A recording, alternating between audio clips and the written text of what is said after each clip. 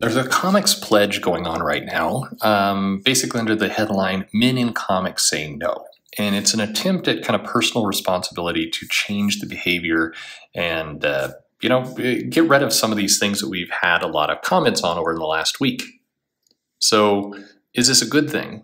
Is it a bad thing? Will this help?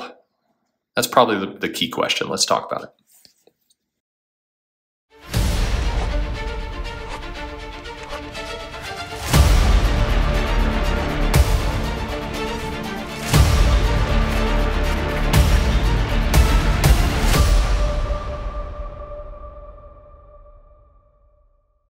Hey everybody, this is Perch. But seriously, as we had in the headline for this video, how do we fix this? So this is a very complicated issue. It shouldn't be, but it is. And it's complicated not because there's rights and wrongs here, but because there's a lot of different pieces. And if you really want to fix it, and I think this is my first question to all of you, do you want to just complain about it? Do you want to live with this but just kind of be bitter? Or do you want to actually try and solve it, try and fix it? If you want to actually try and fix it, then there's a number of things that are going to need to happen. So a bunch of comic creators right now are using the hashtag comics pledge, and they're posting this thing around. And then as expected, there's some people mocking it and being against it. And most of the videos I suspect you'll hear, I'm guessing most of my audience will probably be looking at this and going, this is ludicrous and this is stupid, because undoubtedly, I haven't seen them yet, but there's going to be some videos made about kind of these zombie-like pledges that take place, and anything like the word. It's weird in by the way, the comic industry, the creative industry, that we do pledges. We do. It's just it feels Orwellian to me. Just I don't know. Just the name, But the concept behind it is not bad. So let's look at each piece individually here. There's, like I said, there's this pledge that goes out, and the headline is Men in Comics Say No. There's a lot of ideals we claim to honor in comics: hope, justice, unity, innovation, creativity, and freedom. Okay, so far so good. None of them mean anything unless men in comics change our behavior and hold each other accountable for the safety of women and all people of marginalized genders and sexes. Okay, again, there's nothing wrong with that statement other than and this is where the whole all lives matter thing come up, and people focus on that. It should be true that statement applies to everyone, men, women, everybody. Everybody changes their behavior.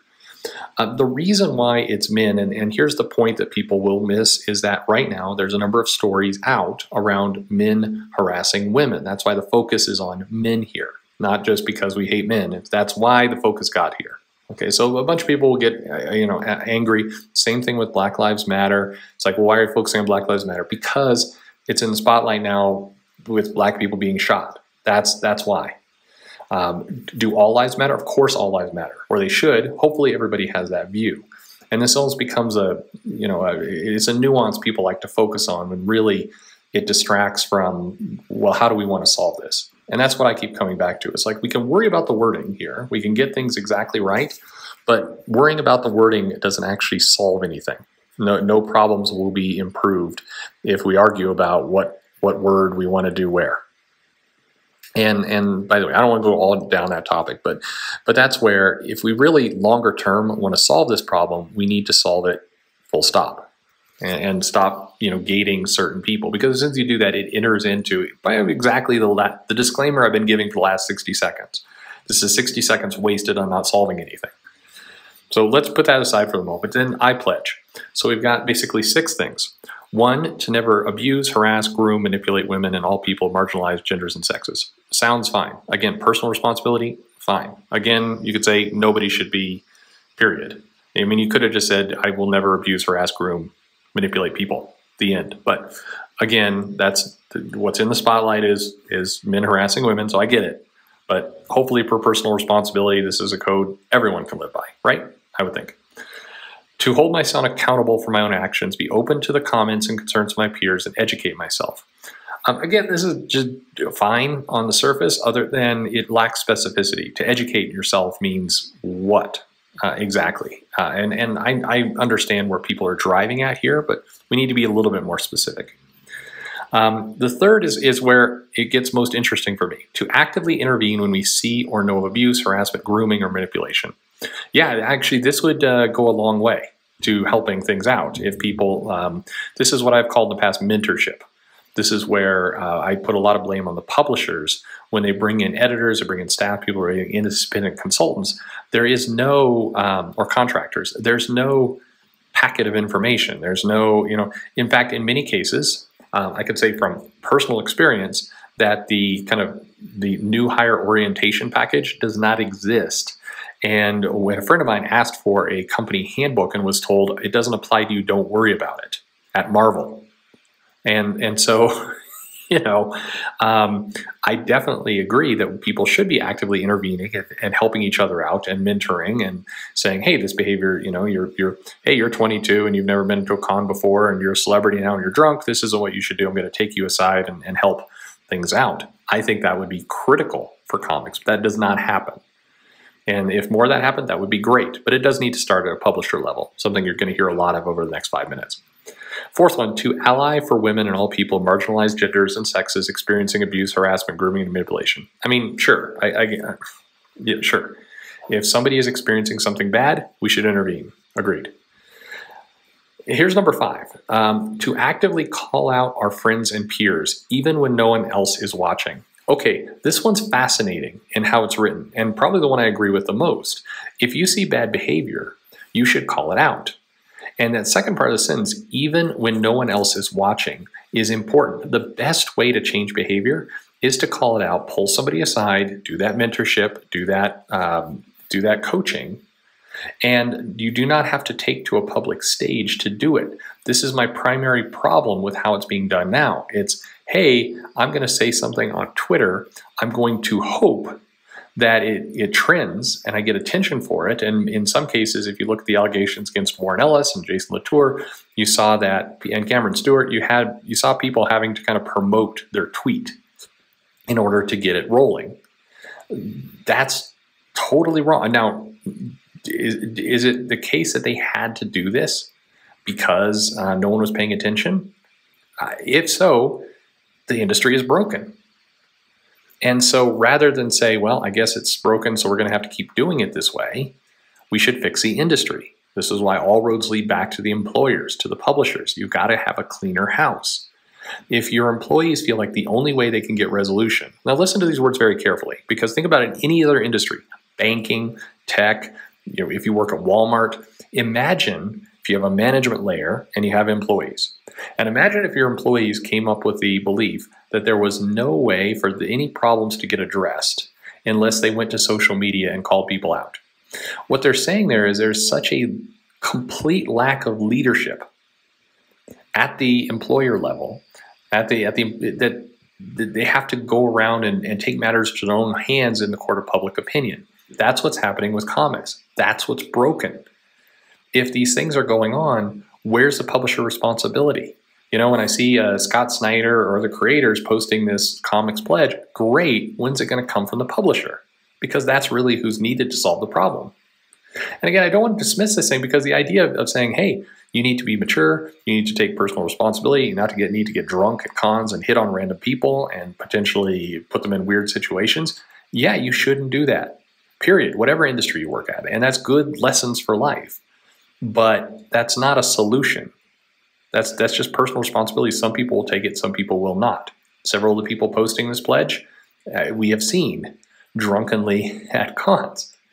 Anyone want to take a bet? I've got my bet in my head of who is going to be the first one to, be a mess, who posts this pledge, and then next week is going to be outed for doing a lot of these things. Anyone want to take bets? You leave them in the comments below.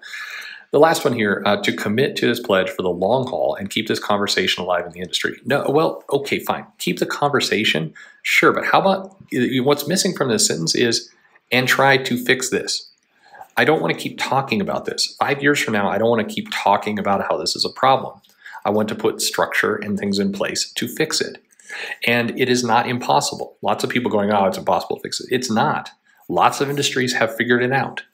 I was talking to another comic writer who asked, does this show up in other industries? And the answer is not anywhere close to this level. So why is it so, impactful in comics? Well, because there's a lot of independent contractors, because there's no oversight from the people in charge, from the publisher level, and because there's, honestly, the other problem is there's not enough money. So when there's not enough money, people don't have as much to lose. And so they do weird things. All these things are connected. And then there's a little disclaimer at the bottom around, we understand marginalized genders and sexes to include but not be limited to non-binary, binary, trans people, two-spirit, agender, gender fluid people, as well intersex people of any gender. Okay, I mean, again, fine. It is a shame that this has happened one directional, that the spotlight is on men harassing women, that we have to define it this way. It would be much nicer, much better, if we could just say, hey, this is good behavior for everyone to treat each other equally. But that's not the world we're living in right now. So I don't want to get hung up on that. But, is this a good thing? Sure.